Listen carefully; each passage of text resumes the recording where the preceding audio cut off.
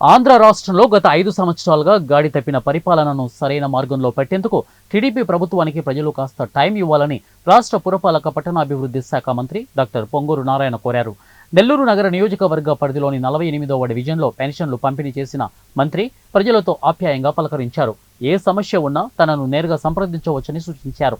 పెన్షన్దారులను పేరు పేరున పలకరిస్తూ ప్రభుత్వం అందజేస్తున్న 4,000 రూపాయల పెన్షన్ను వృద్ధులకు, 6,000 రూపాయల పెన్షన్ను దివ్యాంగులకు అందజేశారు.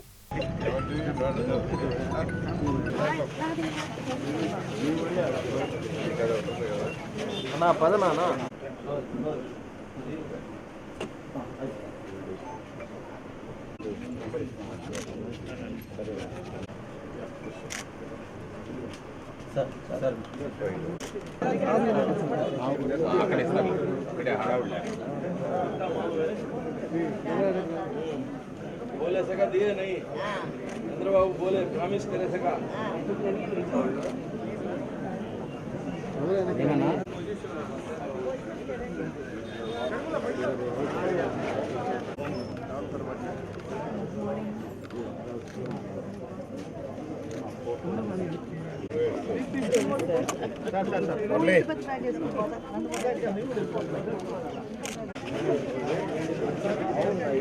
మా 4,000